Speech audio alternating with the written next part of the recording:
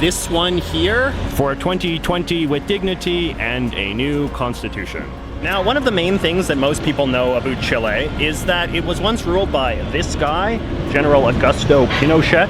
Pinochet was one of the 20th century's most infamously vicious dictators, but he was also unusual among dictators in that he had a fairly large community of defenders who were willing to claim that he was good, actually. Pinochet came to power in 1973, overthrowing this guy, Chile's first socialist president, Salvador Allende. Allende was suspected of being a Soviet and Cuban asset, and he was to some degree. So in the context of the Cold War, his overthrow and death was welcomed by conservatives all over the place as something good, something that had saved Chile from communism. Pinochet played along with this and governed as a pro-capitalist right-winger in a way that was way more ideological than many other dictators of his time. He famously recruited top economists from the University of Chicago to help him run the economy according to good American-style free market principles. And here is what the New York Times said happened next. The end of the Pinochet dictatorship in 1990 came with an implicit caveat.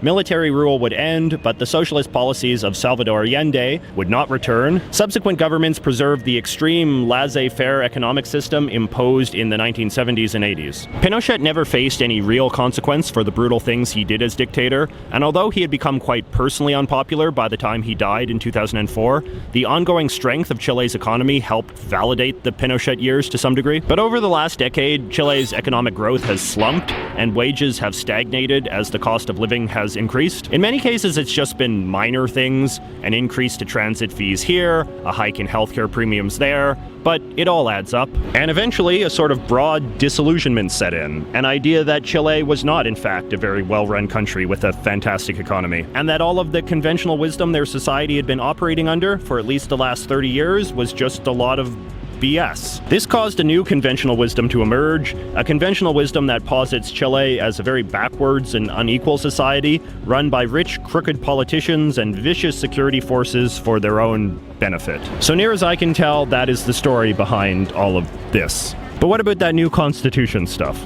Well, conceding to public pressure, President Piñera has agreed to hold a referendum in April on whether Chile should write a brand new constitution or stick with the current one, which has been in place since the Pinochet days. If they vote yes, it could dramatically herald a fresh start for a country that seems to have grown exhausted with its past. But it would also have the potential to create all sorts of new divisions in Chilean society, since, as we've seen, the protest movement has plenty of divisions of its own. Is it even possible to write a constitution that is capable of resolving all of these concerns? That's Chile's question for 2020. All right, now let us have a short word from this video's sponsor, Dollar Shave Club. Now, when I am off gallivanting around the world on these adventures to exotic foreign lands, what is the one thing I must always remember to pack? That's right, a razor. Because otherwise you start to look like I am starting to look right now, which is to say some sort of scummy backpacker who just rolled out of the hostel. But this time I'm actually looking forward to my travel shave because I have brought with me my Dollar Shave Club razor along with my various Dollar Shave Club shaving accessories. Dollar Shave Club razors are incredibly high quality with a solid metal body and an amazing 6 blades for the sharpest, smoothest shave I think I have ever had. And they also have this stuff, which is shaving butter, which is an alternative to shaving cream that I have honestly come to prefer. Let's see, Mango is having some adventures back here. Mango! I'm not a good cat person. Anyway, the way that it works is you tell the Dollar Shave Club people exactly what sort of shaving accessories you want, and every month they mail you a box with those items to your specifications. In addition to getting shave butter, you can also get prep scrub, which is a sort of face scrub you can use in the shower, and post-shave dew, which is a sort of comforting lotion for after you finish shaving. If you want to give them a try, just follow the link in the thing below, and for $9, you can get your very own Dollar Shave Club shaving handle, along with 4 razor blade cartridges, and a travel-size thing of shaving butter. The perfect thing for your next trip to the wilds of South America. Dollar Shave Club. Shave more, shave better. All right, so we are all shaved up, and I just thought we would spend the rest of the video talking about some of the more positive things about Chile and Santiago. You know, it's not all political unrest. Positive thing number one would just have to be the remarkable Chilean landscape.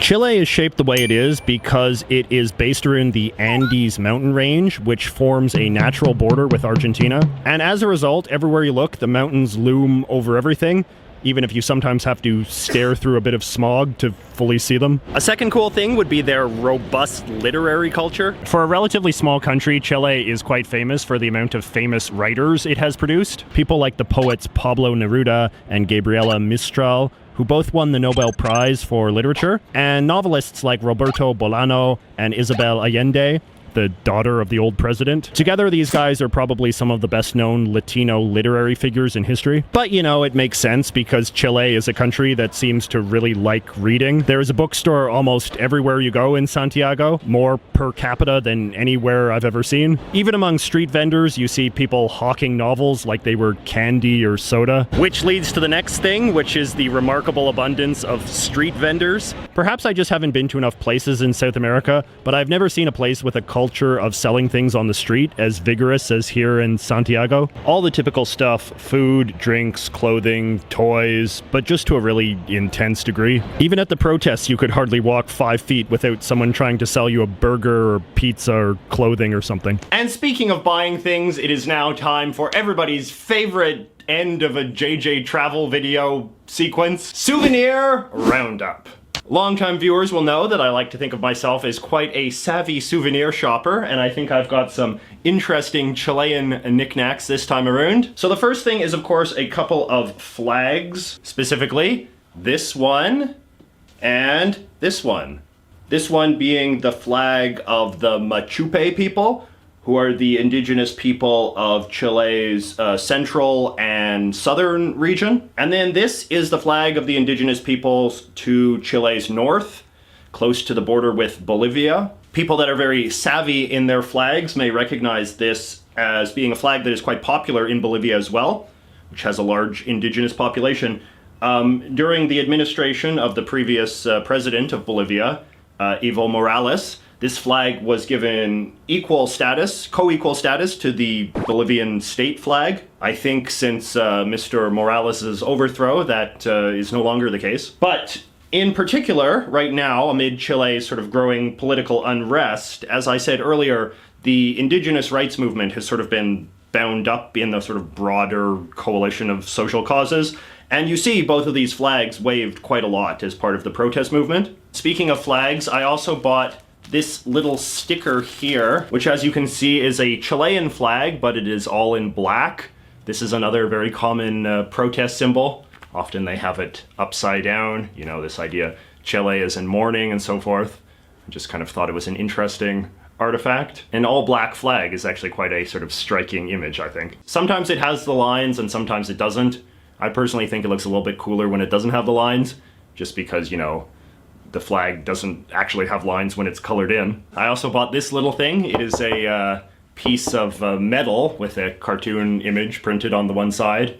You know, one of these sort of faux vintage signs you can hang in your rec room or whatever. This one has a picture of Condorito on it. So one of the most famous symbols of Chile is the Andean condor. It is the official bird of Chile and it appears on their coat of arms. And Condorito, as you can tell from the name, is an Andean condor himself. He is also Chile's most beloved comic strip character. You can buy so many Condorito books at all of those little Chilean book market things I was talking about. Condorito is a sort of very stereotypical South American cartoon character, I think. You know, from what I've been able to tell, a lot of the punchlines involve him, you know, leering at women and getting into trouble of that sort. The big sort of cliche thing that Chilean people all associate with Condorito is these very sort of corny punchlines in which someone falls over in the final panel.